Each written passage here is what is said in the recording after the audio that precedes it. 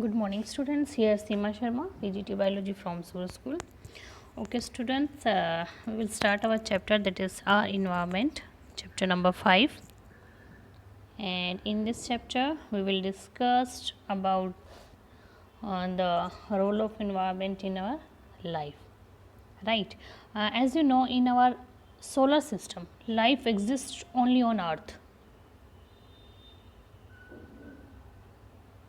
Okay, and as various physical conditions required to sustain life occur only on earth, these physical conditions include proper temperature, proper air, water,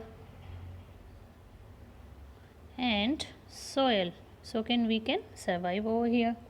Due to these favorable factors, different type of plants and animals flourish on the earth. Continuity of the life on the earth is result of interactions of these physical factors with the living world. Every living organism is affected by its surroundings, and living beings like plant, animal, and physical factors like wind, rainfall together constitute our surroundings, our environment. So, what do you mean by environment? Environment derived from the word environ, right? Environs, you can say environs means to encircle or surround. It can be defined as like the physical and biological world where we live. Literally speaking, organism immediate surrounding constitute its environment, which include everything around the organism, like both living, abiotic, uh, both non-living, abiotic, and living biotic components. Environments affect organisms without becoming an integral part of that. We depend upon environment for our needs. Environment has two major components, abiotic and biotic. But some like human activities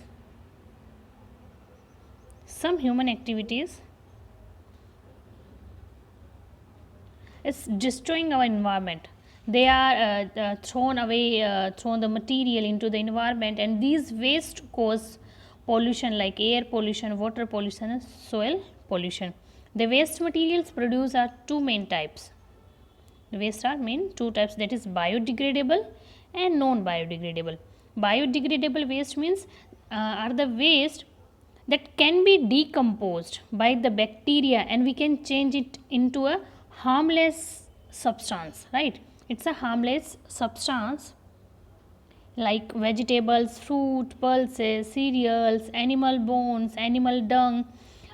So these are the biodegradable waste that can be decomposed by the microorganism, and it's a totally harmless for human beings, for animals, for everyone. And non biodegradables are the waste which are not decomposed by the organism, by the microorganisms, and they are very harmful for us, like polythene bags, plastics, synthetic fibers, glass, insecticides, pesticides. They are very harmful for our environment. They are destroying our environment. Now, ecosystem and its component. Very first, what do you mean by ecosystem? An ecosystem may be defined as structural and functional unit of the biosphere. Structural and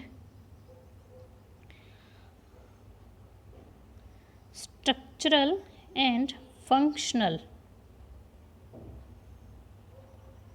unit of the biosphere comprising living organisms and their non-living environment, and which interact by means of food chains, biogeochemical cycles resulting in energy flow. Energy is flowing from one level to the another level.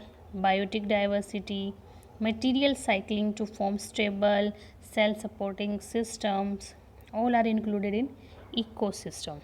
So, an ecosystem consists of all living organisms in an area along with their known living components and their interactions. In a simple way, ecosystem means it's a interaction between living and non-living components, right? So,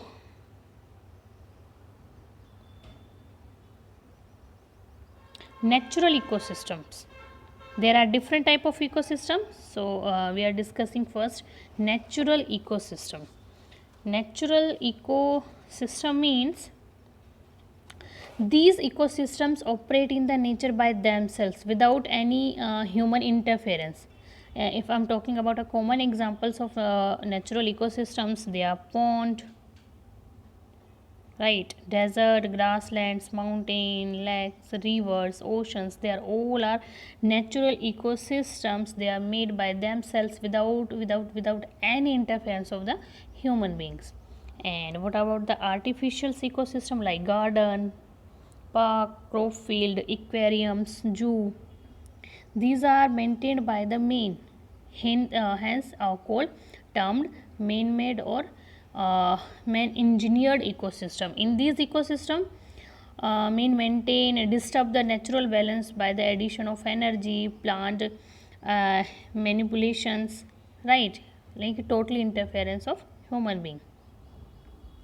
Component of ecosystem. If I'm talking about components, there are two type of components, biotic or abiotic components.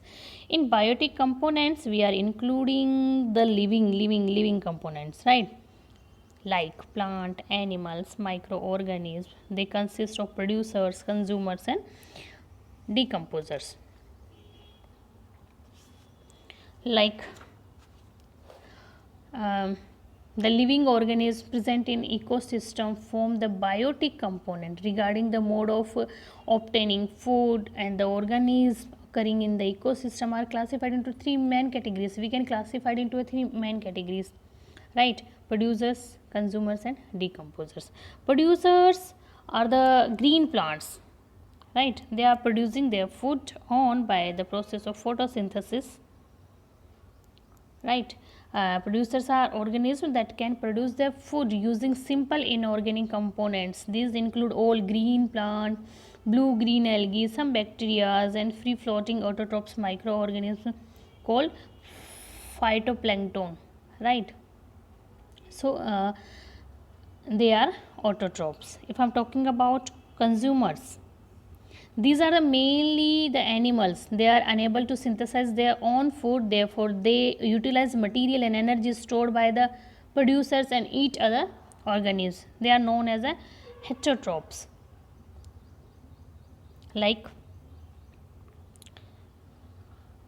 if I'm discussing about like primary consumers, if I'm saying primary consumers means these include the animals which eat plant or plant products.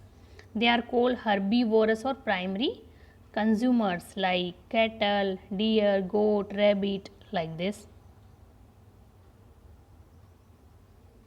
And in a consumers we also included secondary consumers, tertiary consumers and fourth order consumers.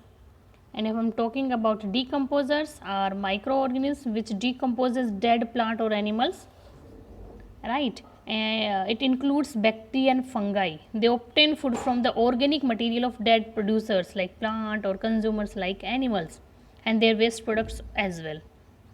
The decomposers degrade dead remain of plant and animal and waste organic matter. Simple small organic molecules which they utilize themselves, right? The decomposers are also called saprotrophs. We can say them saprotrophs also. Abiotic components. Abiotic components means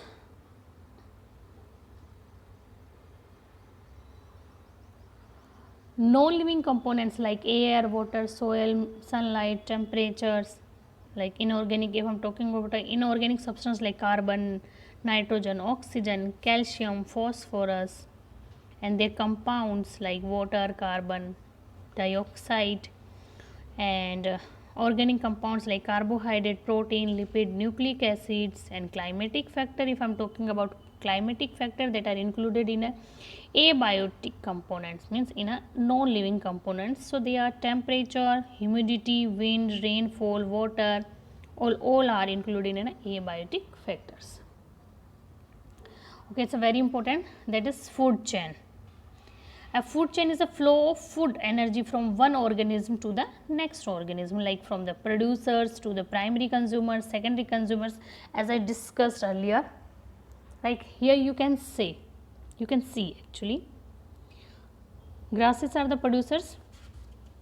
They prepare their food on by the process of photosynthesis. Here is a deer, that is primary consumers. This eat the grasses, and secondary consumers like lion. These deers are eaten by the lion. So energy is flowing from producers to the consumers. Grasses are eaten by the insect, then insect eaten by the frog, snake. This is the food chain, right? So this topic is over. It's a food chain. In a next lecture we will discuss about food web. Thank you and have a nice day.